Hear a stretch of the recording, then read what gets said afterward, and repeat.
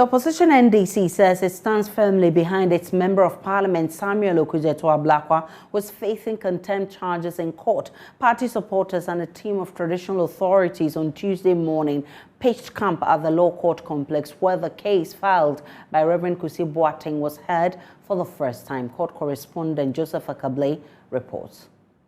The Secretary to the National Cathedral Board of Trustees, Reverend Kusi Boateng, says the MP should be punished for contempt. The MP's constituents, however, disagree. Allege that our boss, our MP, the leader of Northtown, which is the MP, is in the court. So the citizens felt that they are supposed to be here to support him. Whatever is going to happen, and they are here to support him. But so far, do you have an understanding of what exactly the issues are here? Because to come to the conclusion that you need to come here and support me, you must have some appreciation of what is going on. Alleged one, Kusi Boateng made an allegations of true identity. That's what we know so far. So we are here to find out what is allegation that she's making, whether it's true or not. But we are here as a citizen because we know the MP, what is the MP is capable to do.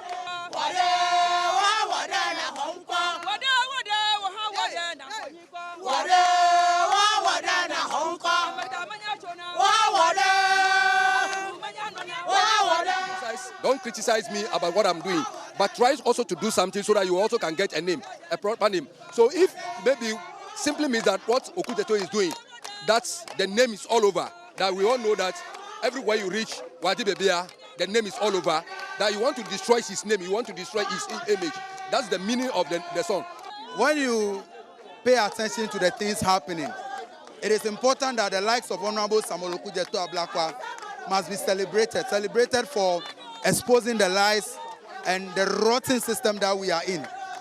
Look at the case before the court, very trivial, such that a man of God or a supposed man of God who on different occasions has used different names, different dates of birth, and different personal data or biodata, such a person will be the one seeking to gag a member of parliament from doing his work.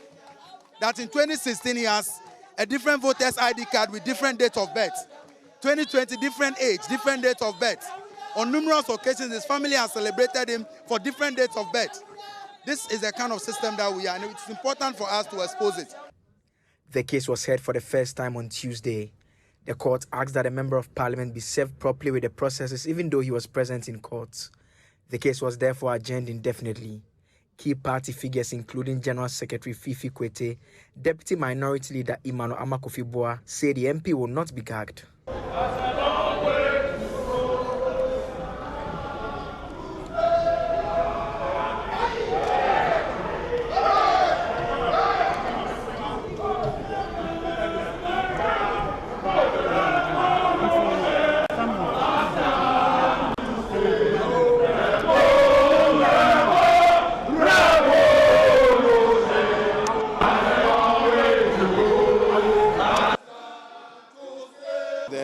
NDC as a party, from the national through the region, through Ketu, through Northtown, is fully behind our comrade, our brother, Honorable Samuel Okudzeto Ablakwa. To say that the party is not deterred at all, that there's nothing that the forces that are against the truth can do to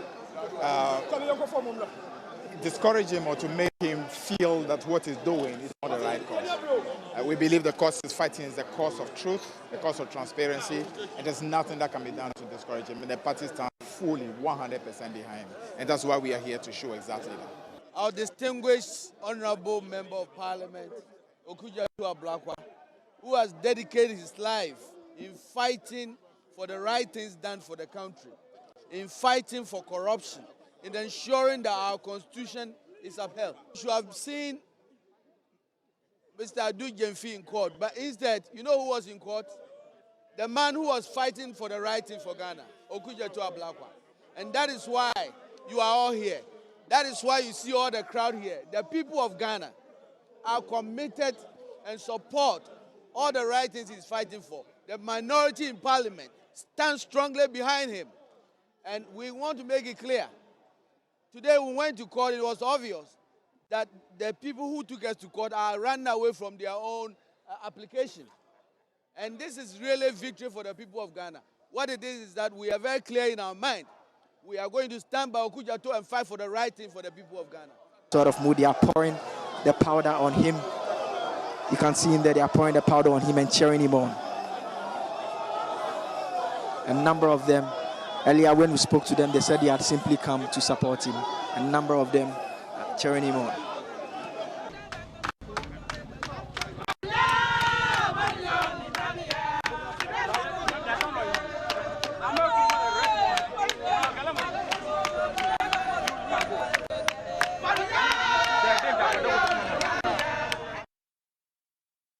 President Akufo-Addo's nominee for Minister of State in charge of local government, Obi Amoah, has justified the decision to partner with the GRA to collect property rates. Experts have criticized government and the assemblies for failing to employ modern methods to collect what they call massive revenue handle. But some people are not happy with the GRA partnership, warning it will stifle the assemblies. Answering questions at his vetting, the Kwapim South MP said the arrangement is the best way to effectively collect property rates. Let's cross over live for a bit more of a session at the Appointments Committee in Parliament. So are you admitting that the President's decision was not well thought out? Is this cross-examination? You put it to me. Are you putting it to I'm me? not putting it. I'm asking you whether you think the President's decision was not well thought out. I think, let me moderate. Kindly ask the question in another way. Yes. Will you say the President's decision was not appropriate? Because as you have admitted, his decision has actually made things worse because, in your words, the absence of a regional minister now makes coordinating of district chief executives difficult. So what do you want the President to do now? He has deputy ministers, you complain. He takes them out, you complain. What else do you want the President to do? The President, in his wisdom, has decided that this is the team that he has to use. But doesn't mean that... Honorable Obi Amoah, let's avoid arguments. You are not sitting here, now you're sitting there. You are the nominee, not a member. Putting words in my mouth that I am saying the President has this, that. That's what I've said. Please, and this is the third time Honorable you say Obi that. Amoah, I can suspend your consideration for the next 3 days. Right. Well, all I'm suggesting is that answer the questions yes or no. Cut out the arguments. Yes, he says, would you say the President, do you agree or not? Oh, leave it there. The President has not heard. I'm just drawing your attention that you cannot, over this short period, say that it's good, so he has to carry it through. That's all. Okay, just for your information, I actually said I commended the President when he decided. I would have been happier if he even reduced the deputy ministers. But that's for another day. I would go this way. When you take the report on audit of government of Ghana COVID expenditure for the period March 20th to June 2022, that document on page 53, a table headlined Misapplication of COVID-19 Funds. The second table talks about release of funds and actually the main headline is the Ministry of Local Government and Rural Development. And it says, release of funds for the purchase of curtains for the following rooms: room 32, room 13, room 38. Parliamentary Affairs correspondent Kweku Asante joins us with more. Kweku, what other outstanding questions came up at the vetting committee session? Aisha. Hello, Kweku.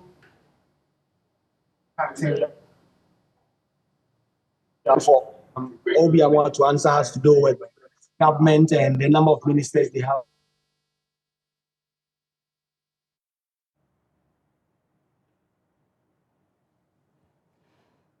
Kweku Asante is our parliamentary correspondent. He's monitoring events for us. Kweku, if you can hear me, what other questions were put to the minister designate? So, Aisha, the number of questions that have gone to him has to do with the number of ministers that the President Akufo-Addo has and what exactly his role will be. All right, there seemed to be a problem with connection. We'll try and get Kweku Asante to bring us more from Parliament. Definitely in the chamber, there's also a lot happening there. We'll bring you all of that. But we can take you live back to Parliament to get a session of Obi Amoah's vetting. The funds were allocated for specific purpose. And if for any reason you don't apply to that purpose, then you have to supply the funds. So you face the consequences. Honorable, a senior colleague, you are the one who, Auditor General doesn't want to be Minister of Local Government. You are the one who wants to be the minister. You may be the one making similar decisions. So I'm asking you, will you take a decision like that?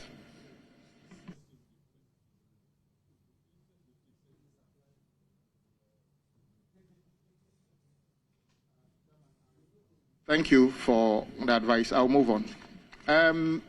My good friend, Honorable Henry, the Greater Accra Regional Minister, is not here. But I have this question as well. I am aware you are the ministry that superintends over the regional coordinating councils.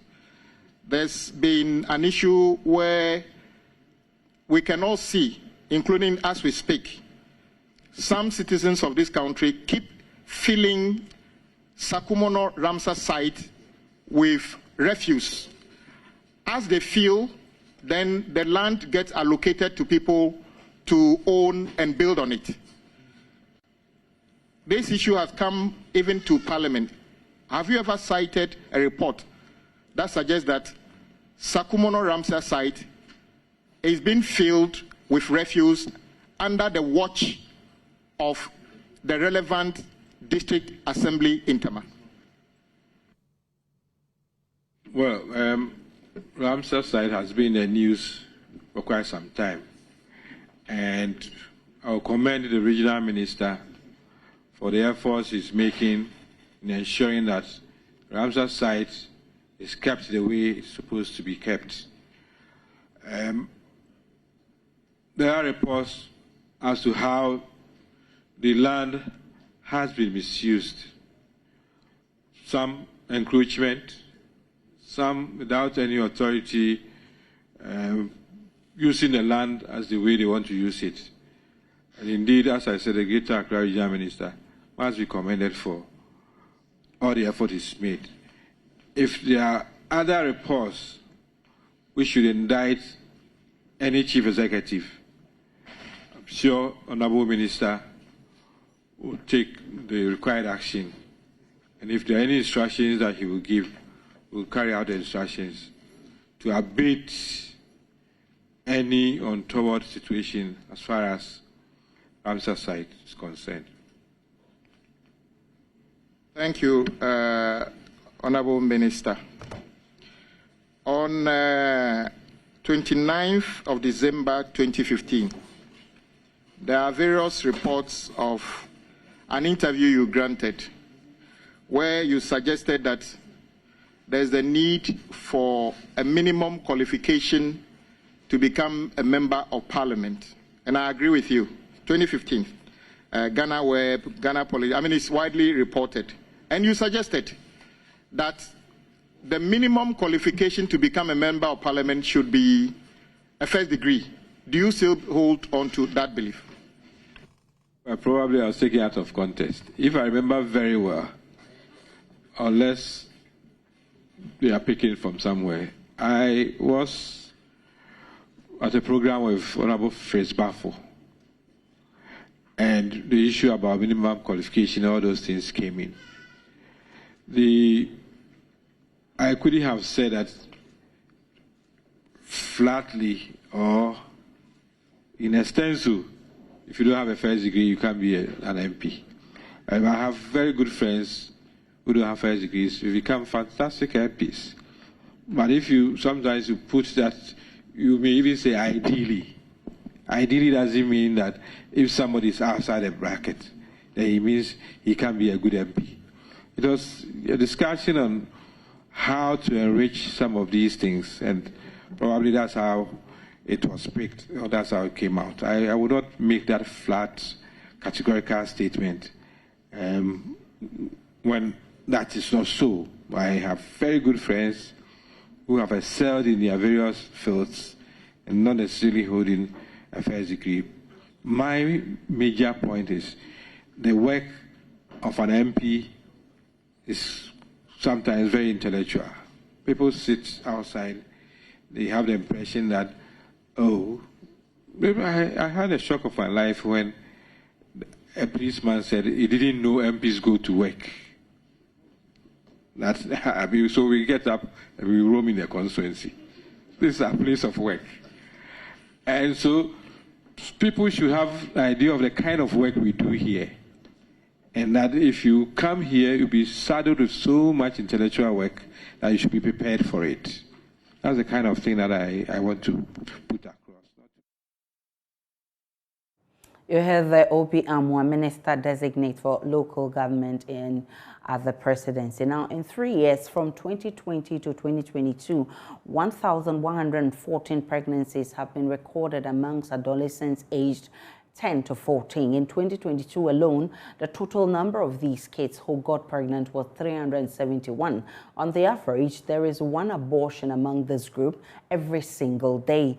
This is coming from the Ghana Health Service. Let me share with you details of the research that was released by the Ghana Health Service. It says total teenage abortions stand at 24,108 between 2020 and 2022. Now, that's not all. It says more in that report, and I'll be sharing that as well with you. As you heard earlier, it's saying that in 2020, all teenage abortions stand at 8,026. That's in the year 2020. In the year 2021, it stands at 8,465. That's an increase significantly from the 2020 figure. Now you come to 2022, it's reduced to 7,617, but that also shows that there is one abortion every day between that age, 10 to 14. So let's look at adolescent abortions. That's between the age 10 to 14 years. And in 2020, you have 329. In 2021, increased to 441. 2022, 371. And that's according to the report. Now, if you look at the total teenage pregnancies across the country, in 2020, you have a figure of 109,857. In 2021, you have 109,591. That has also reduced, you know, it's reduced a bit. Now you come to 2022, it has reduced significantly to 102,673. And that is where we are right now.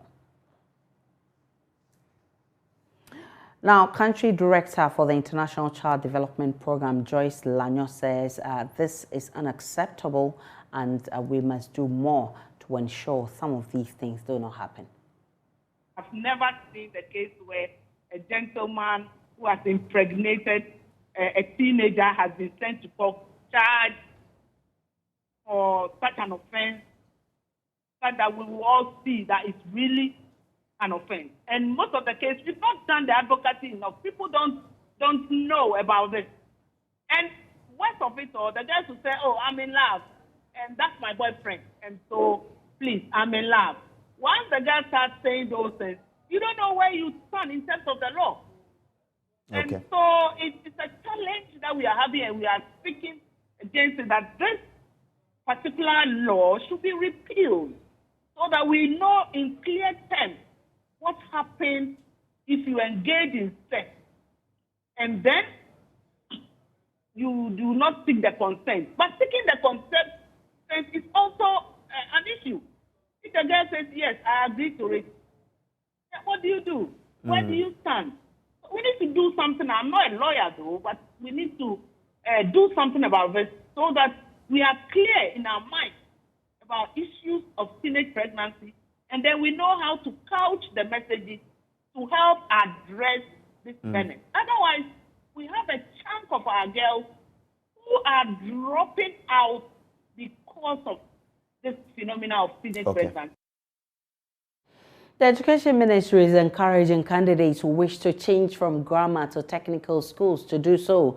The move, according to the ministry, is intended to broaden the technical and vocational space for national development. Speaking to Joy Prime's Rosalind Feli on Prime Morning, the Deputy Public Relations Officer at the ministry indicated this will also help reduce the pressure on the grammar schools. Dr. Yaopuku Mensah further added, TVET education is key to dealing with the bulging unemployment situation in Ghana. To understand it from the sociological perspective of how education system has always been. Way back, the introduction of formal education. So you get to realize the over 700 senior high schools are all within the grammar space. How many technical schools do we have, and how many people are motivated to find themselves within the technical education space? So we've had enough of the grammar education, and I believe you do have complaints of job seekers, and the question is, what technical skill are you bringing on board, etc. So therefore, we need to train our manpower within the technical space for the transformation and the growth of the economy that we all seek for. So that is why we're expanding that space. That is why we're motivating and encouraging people to find themselves within the technical space. Engineering is there for you to do, whether be it electrical engineering or mechanical engineering or whatever engineering that you describe. The work within the technical space. So we need that skill people within that space. Okay. So that is why we do allow if you want to change from grammar school to a technical school. But you can't change from a technical school to a grammar school. Yaopuku Mensah is also urging parents to get involved in the selection of schools for the awards, which should not be the sole responsibility of their teachers. While somebody with good grade probably may push to the third or fourth choice or fifth choice, depending on the arrangement of schools that you've done. Naturally, those who make choices with the Wesley girls, etc., will definitely come back using the Ghana National as their second choice. And you could see the competition in there. So with your good grade and your raw score, you are pushed out of even the Ghana National, yes, because it's somebody else's first choice. Yes. So that is why arranging the schools are very important. And it saddens my heart when our staff from headquarters and the regional base go into the district, in the cluster, in the community to educate parents. And you call, at times, schools tells that even if you call parents for a meeting, you get to realize a smaller percentage are real parents. They just send somebody to represent them just because they want in there. I came to the meeting, somebody signed in front of my ward for me. It's quite worrying, and I think we parents will have to advise ourselves, pay critical attention to some of these issues. During the choice of schools? Yeah, whenever, because no school, a teacher cannot make a choice for your ward. A teacher can only offer an advice. A teacher offers that advice based on the academic achievement of your ward. The Director General of the Ghana Health Service, Dr. Patrick Omoboaje, has emphasized that cost-effective measures are needed to complement the existing interventions to reverse malaria death trends. 5.7 million malaria cases confirmed in Ghana in 2021 resulted in 275 deaths, including 1.6 million children under age 5, with 125 deaths. Speaking at the national launch of the expansion of the Malaria Vaccine Implementation Program in Sunyani, Dr. Kuma Boaje said the vaccines are safe and urged all to ensure eligible children are vaccinated. Precious Semevo has more. Since 2019, Ghana Health Services has made substantial progress towards reducing childhood morbidity and mortality through various activities. These include the pilot introduction of the malaria vaccination program in 2019. Despite the progress made, 5.7 million malaria cases were confirmed in Ghana in 2021, with 275 deaths, including 1.6 million cases of children under age 5, with 125 deaths.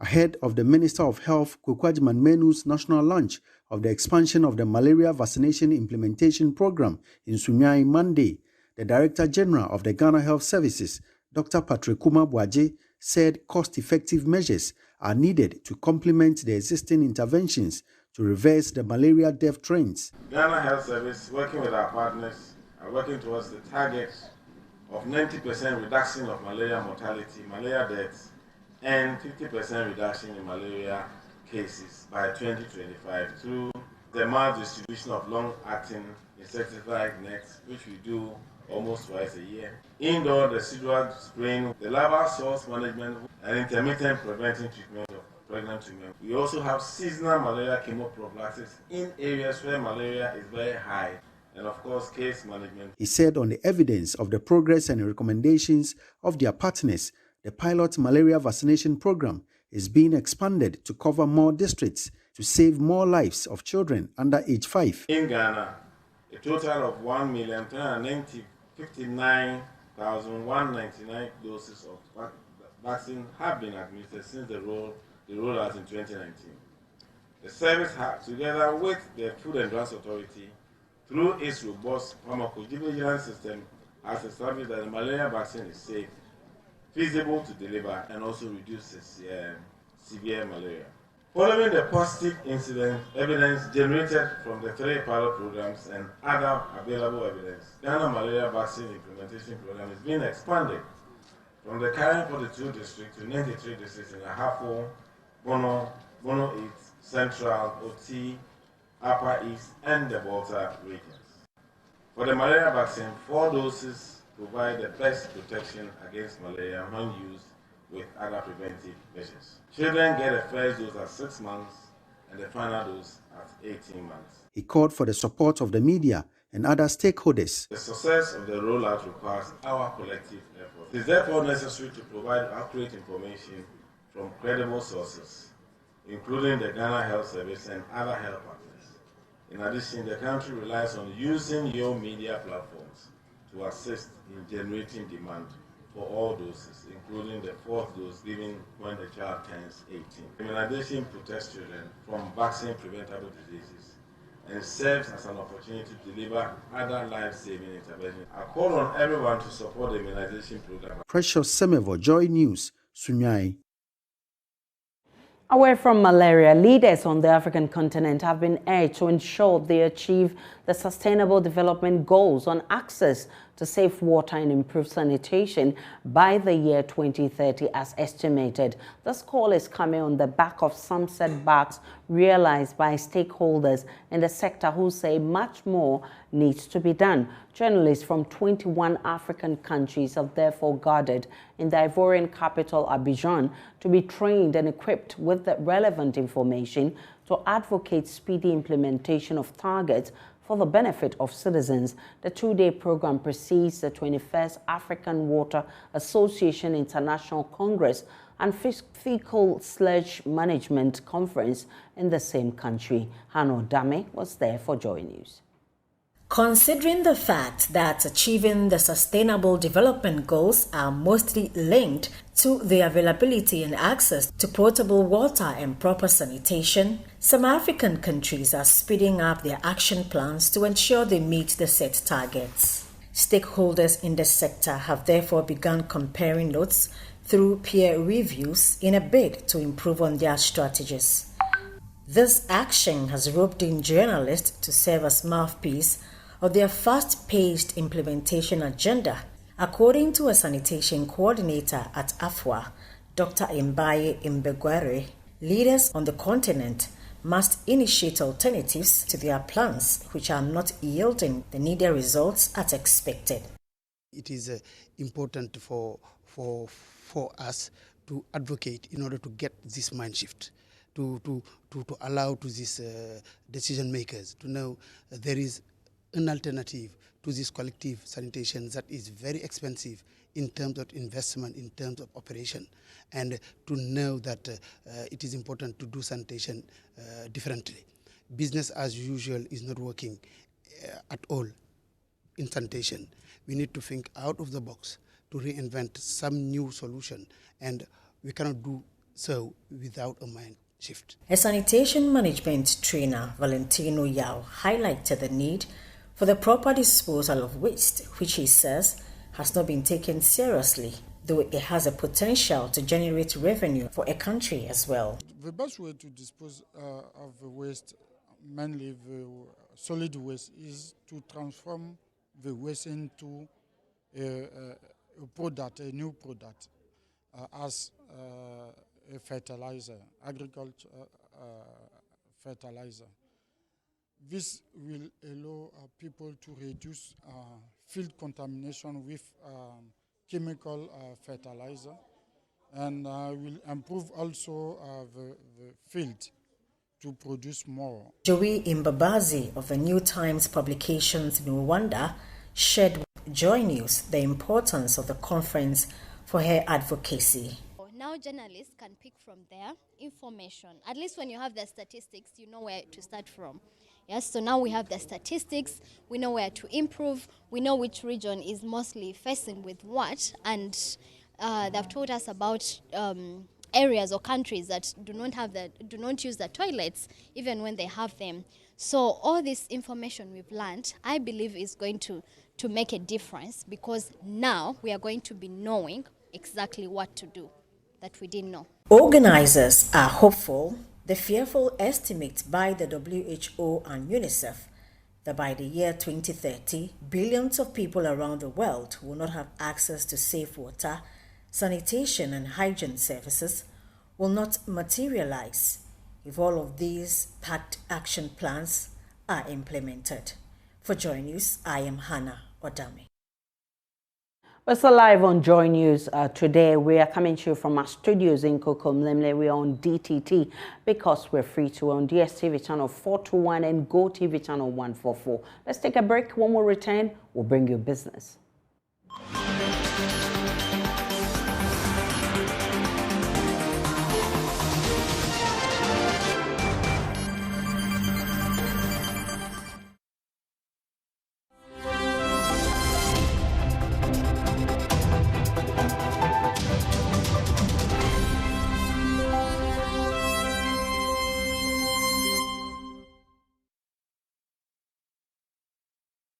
Hi, good afternoon. Welcome to Business. My name is Darryl Kwao.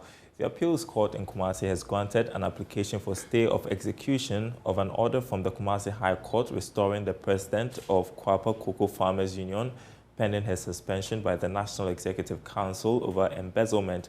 The High Court on January 10 this year quashed the decision to suspend Fatima Ali, who until then was under investigation for alleged embezzlement. Here's more in this report. The court, presided over by His Lordship Justice George Adair Crofer, explained the decision to suspend Madam Fatima, who also doubles as Managing Director of Kwapakugo Limited, did not follow due process. The ruling was to restore Madam Fatima to her role as President and Managing Director of the two organizations respectively. But the Appeals Court has overturned that decision. This was after a 7-member National Executive Council filed an appeal and stay of execution of the High Court decision. Counsel for the plaintiff, William Kusi, tells JoyNews the ruling by the Appeals Court is victory for over 100,000 farmers in 6 cocoa producing regions. That decision made by the High Court restoring her is suspended. So until the appeal is finally determined, she cannot be acting as president of the Farmers Union any longer. Neither can she act as an acting managing director of Kwapa Cocoa Limited. She cannot do anything. So the status quo is that Fatima Ali is on suspension and that the business of Kwapa Cocoa will proceed as usual. It's victory for us. And I'm sure that the appeal is an obvious success. An attempt to remove the acting managing director of Kwapa Cocoa Limited over alleged misappropriation of funds has crippled operations of the union, including the purchasing of cocoa beans, payment of premium and commission to farmers. Vice President of the Kwapa Cocoa Farmers Union, James Ajekum, wants all factions in the impasse to unite for the common good of the farmer. Nti ya to nsa fra ye nuanom a ewo the other side ihu ze on ye kakra ewo ho no on meka ye ho isan nsa na mo na ye tuo ni ye de hweku ni ye die ehia nka bom se ye nyina be ka ye ho abom na ye tu sa asai na ye di nkunim amakuo no. From Kumasi, for Joy News, Midday reporting. Now, some civil society organizations across Africa are unhappy with the state of the African Continental Free Trade Area and what they describe as the stunted growth of the Secretariat. According to head of programs for the Third World Network Africa, Tete Homeku Ajay, member states lack proper policies and strategies to promote production domestically, hence affecting operations. He spoke to Joy Business at the Africa-wide consultative seminar on the AFTA. The meeting aims to share perspective on the African Continental Free Trade Area, exchange details, information on the processes and various parts of the AFTA and the basis for future interactions among CSOs around the Trade Pact and broader trade and development advocacy in Africa. Tete Homeku Ajay bemoaned the absence of key players, including various private sectors across the continent, in the negotiation processes. For countries, individual countries, to benefit from the ACFTA, they must have policies in their countries which facilitate producing and trade and export. Now, at the moment, not many, only a few countries that I can talk about have actually put productive policies in place. Some countries are still in the process of thinking of their strategic policies. Now, you can't actually go forward unless you do that. If we don't do those kind of things as African countries, what is likely to happen is that we are going to create a very big market. And then the external forces that we were already trying to go away from will dominate the market. So I would say that the potential for the ACFTA depends upon, first of all, whether we implement the agreements that we have, which we have not yet implemented. And secondly, whether countries have put in place strategies to be able to support their domestic producers, their financial sector, everybody, to actually take advantage. So we should get our government back and say, hey, listen, what is your strategy to pull your domestic producers?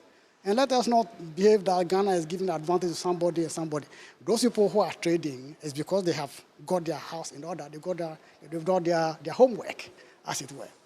So please, it's not that Ghana is giving advantage to anybody, it is not getting any advantage. The problem is us. What are we doing in our own country? The consultative seminar is structured to provide opportunity to address various issues affecting the Secretariat. And that's it for business. Up next, sports.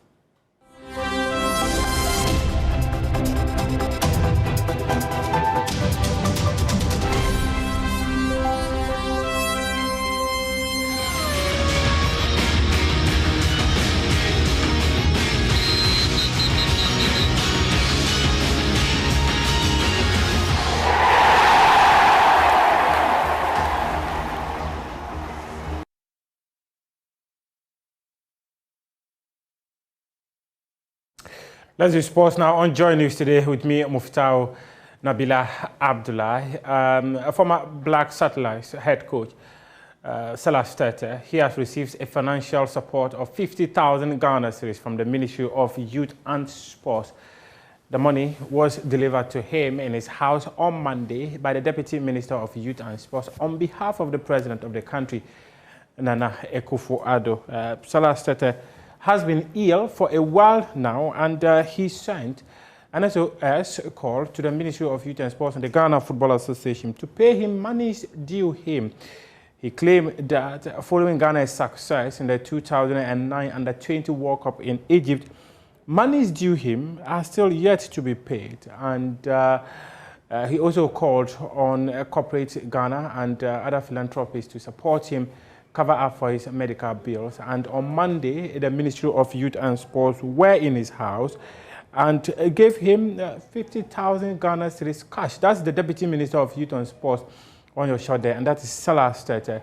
He led Ghana to win the Under-20 World Cup in 2009. And before that, he led the Black Starlets to the 2007 Under-17 African Championship in Togo and the Under-17 World Cup in Korea. To the 2023 Africa Games, the event is scheduled to start on August 12 to August 19. However, it appears that that's no longer going to be possible, as the Ministry of Youth and Sports has revealed that the date could be changed following what they describe as an impasse between the African Union and ANOCA. According to the Ministry of Youth and Sports, the issues that engulfed the two institutions made it impossible for Ghana to prepare for the organization of the event. The statement, which was released on the social media handles of the Ministry of Youth and Sports, also revealed that it took the intervention of the president of the country, Nana Akufo-Addo, to ensure that there was the two parties smoked a peace pipe.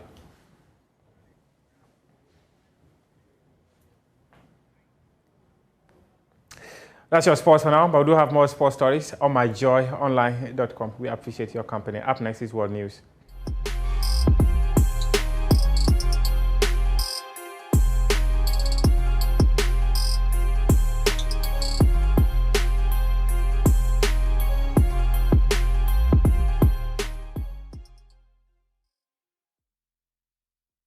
Good afternoon. Let's settle for some showbiz news here on Joy News today. Now, it was an awesome time at the Perez Chapel as patrons were treated to amazing ministrations at the 2023 Awake Experience with Diana Hamilton. From Joe Metals' performance to Ohima Mercy. Here is all you've missed.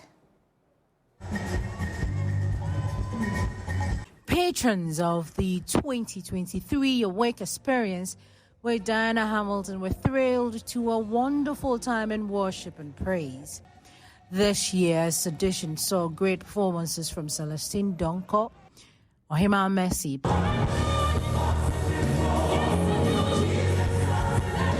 Perez Music,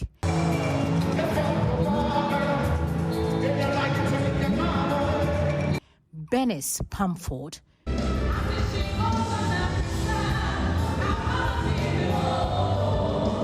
and Joe Metal. The presence of God was felt throughout all the ministrations, and when Diana Hamilton mounted the stage, the atmosphere was taken to a different level.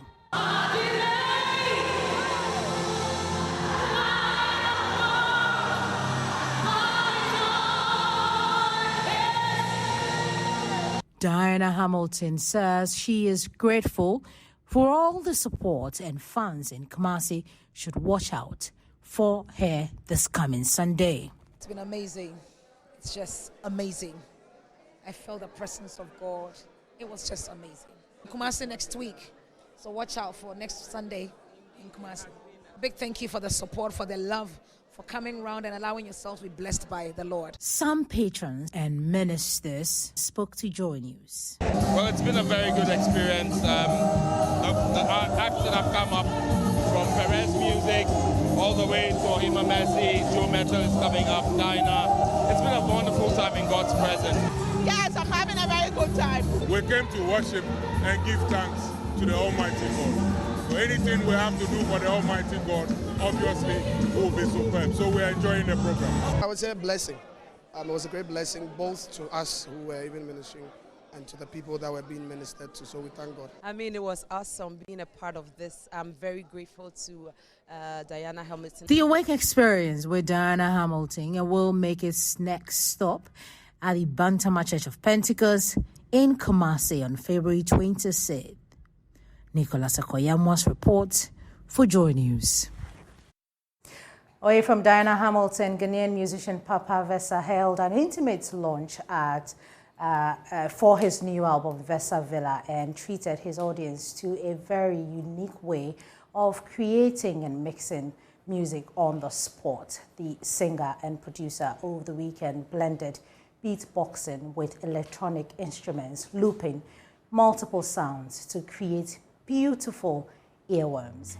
Well, on that beautiful note, we end Showbiz here on Joy News today. That's more Showbiz news in our subsequent bulletins. My name is Becky. Good afternoon to you, Aisha.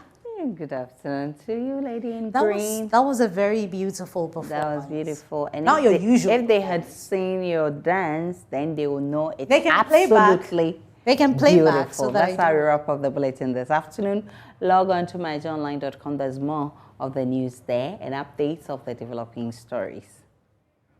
My name is Aisha Ibrahim. Do enjoy the rest of our programs. Bye.